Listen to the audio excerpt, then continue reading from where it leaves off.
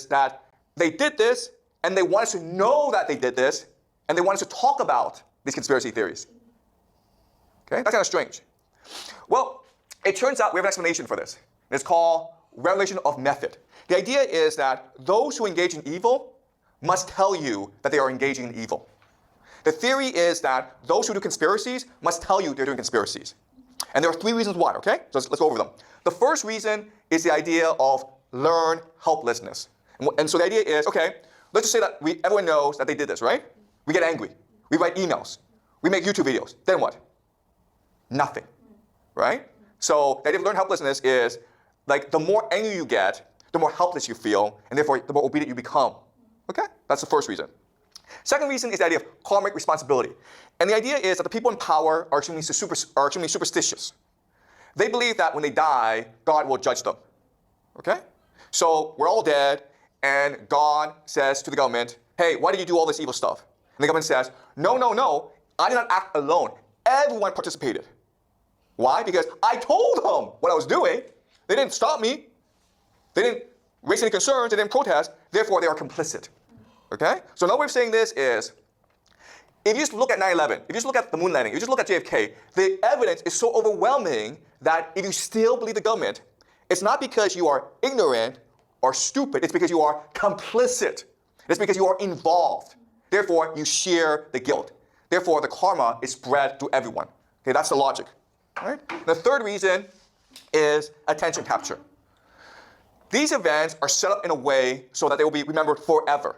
Okay, so everyone remembers where they were, what they were doing, who they were with on 9/11, when JFK was assassinated, during the moon landing. Okay, so you probably were not in the United States. You might have been in China. You might have been Tunisia. You might have been in South Africa. It doesn't matter. Okay, you could have been on the moon. Okay, but you still remember what you were doing on 9/11 because it's etched into your consciousness, and that's the point. The point is to control people by controlling how people perceive reality. Okay? Because then you have the power of God. Okay? So these are the 3 major reasons why they will do this evil, but they will tell you they did this evil, and they want you to discuss and continue to discuss why they do this evil. Okay? So even today, people are still writing books about JFK. People are still writing books about the moon landing. It's allowed because it's attention capture. Okay? It's like the idea of top of mind. So if you're a company, you don't care about bad publicity. All publicity is good because it's top of mind, right? So if you are hungry and you want to go out for lunch, what's the first thing that you want to eat? It's the first thing that comes to mind, right? So maybe pizza or hamburger. Okay? That's the idea of branding. So that's what they're doing here. They're trying to control your reality through these events. Okay? Does that make sense, guys? Okay, any questions? All right. Now what I want to do is look at a question. Okay? Let's look at certain questions. Why is this happening?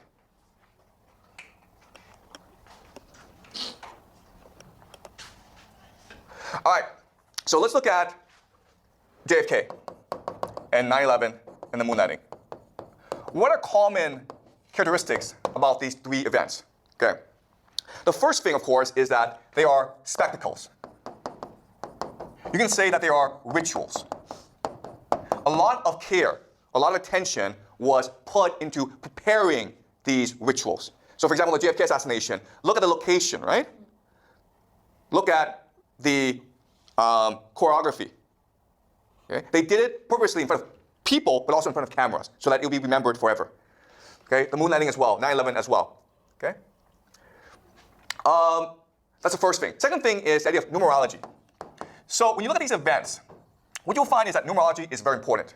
Okay? It's a very simple concept to understand. So for example, let's just say you want to get married, right? Well, you want to pick an auspicious date. So maybe August 8th, 8/8, right? Or June 6th, an auspicious date. Because that will give your wedding the most chances to prosper. You also want to pick a nice location for feng shui, right? Same thing with this idea. Okay, so let's look at the numerology. JFK was November 22nd, 1963, 11/22/1963. The moon landing was 1969, and then 9/11 was, of course, 9/11. Pretty easy to remember, right? Okay. Now, what's interesting is that these are all triangular numbers. Okay, what are triangular numbers? 1, 3, 6, 9, right? 1, 3, 6, 9. 1963, 1969. Okay?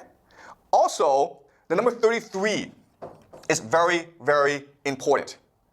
Okay, number 33 is almost like a magic number to these people. Okay, and so like what we believe is that it's secret societies that are responsible for these events.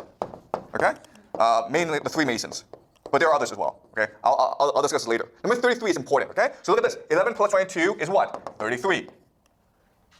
Okay, guys, 33.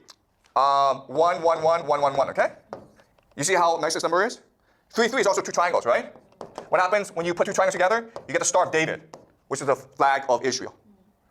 Okay, so number 33 is a very special number for secret societies. All right, here's something that's really also really interesting about number 33. If you look at the world map, okay, the equator. If you go north 33 degrees, you get a lot of places, okay? The first place you get is in Mesopotamia, Iraq. It's where the Tigris and Euphrates, these are two rivers. This is where they meet, okay? Why is this important? Because this meeting place is what we consider the birth of civilization. It's a crate of civilization. Over here is Baghdad. Baghdad was the capital of the Islamic Golden Age, the Islamic Caliphate, okay? Historical city. Over here is Damascus, one of the oldest cities in the world. Over here, of course, is Jerusalem, the holiest city for both the Christians and for the Jews. Okay? You keep on going over here to America. This is Dallas. Why is Dallas important? Because that's where JFK was assassinated. But you keep on going, and this is like interesting. You go to New Mexico, and you get to the Trinity test site. This is where the atomic bomb was detonated. Okay? You go over here, 33 degrees in Japan. Do you know what city is 33 degrees north in Japan? Shimi? Not Tokyo. There are two cities, Hiroshima and Nagasaki. Why are they important?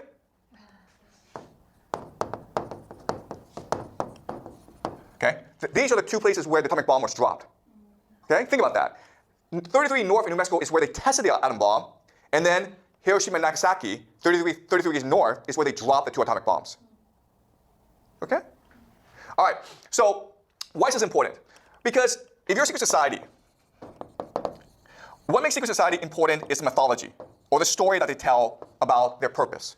Okay? Now, it's easy to understand here why 33 degrees is important. Okay? Because 33 degrees, you're not too hot because you're away from the equator, but you're not too cold, okay? So you can farm. And that's why all these major cities, including Baghdad, Damascus, Jerusalem, are situated 33 degrees north. Okay? Also a place called Harappa, okay, which is the Indus Valley civilization, is also 33 degrees north. So a lot of the major cities are situated in this latitude. So that makes sense. Okay? This is the old world. What's the old world? The old world is obey God. Okay? That's the old world. Now we go to the new world. Okay? What makes the new world different? Well, when America was founded, there was a religion called deism. And deism, the belief is that God created the universe, but then he went away. So the universe is what we make of it, okay? So now we are God. And this is the grand secret of these secret societies. They exist in order to do what God could not do, or what God can do, to replace God. So what is it that God does? Well, what the first God does is he changes matter. Second thing is he can kill other gods. The third thing is he can create life. All right? What does change matter mean? It means the nuclear bomb, right? The nuclear bomb. So what does kill other gods mean? It means you can kill President of the United States, JFK, who was considered a prince. Okay? And what does create life? It means you create artificial intelligence, which is the last step. Okay? So this is part of the mythology. The old world is being replaced by the new world. Okay? Now, if you're able to do all three things, now you're able to bring heaven to earth. Now you're able to declare yourself God. And for that, what you need is a world government. And to show that you are truly in power, what you do is you combine the old world and the new world together by making Jerusalem your world capital. Okay? So towards the end of the semester, I will show you what the grand plan is for Jerusalem.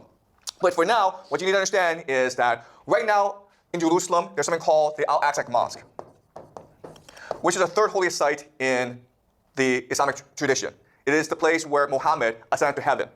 They plan to destroy the Al-Aqsa Mosque to rebuild the Temple of Solomon, called the Third Temple. Okay? This will start World War III. Because the Muslims will get angry at this, and they will come invade Israel. And that's the purpose. So there's a grand plan to create the world government by initiating World War III. Okay?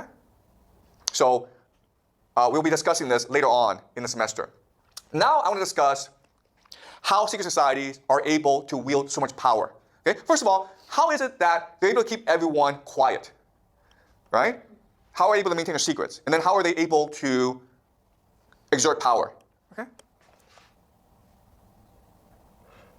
All right. So the first thing to understand about secret societies is that there are different layers to secret society. Okay? So in Scottish Rite Freemasonry, there are 33 grades. 33 grades. So you start at 1 and then you slowly climb. Okay? Some people can skip. And at each different grade, you're taught different secrets or understanding of the world. So maybe here, here, here, here. You have 4 grades, okay? In the bottom grade, all you're taught is just to be a good person, to do good works, to do charity, to be kind. That's all you're taught, okay? But as you move up, you're taught something else, which is we can do God's work. Okay? God has given us a mission. We must do God's work. Okay? And up here is we don't need God. Okay? The higher you climb, the more secrets you're told. And then as you move up further, you're taught we don't need God. Okay? So guys, I'm not part of a secret society. I'm just making this up, okay? I'm just showing you how they might work. I'm just speculating. The last layer is we can be God by killing God. Do you understand? So it's almost like school, right? In primary school, you work hard, you learn a lot. You go to high school. In high school, they teach you everything you learn in primary school is wrong. Let us teach you new knowledge. You work hard, you learn all this new knowledge. You go to university, the professors there are like, everything you learn in high school is wrong. So let's learn something new, okay? And then you go to graduate school and you're taught everything you learn in university is wrong. Okay? So that's how these secret societies work. So the word we use is compartmentalized.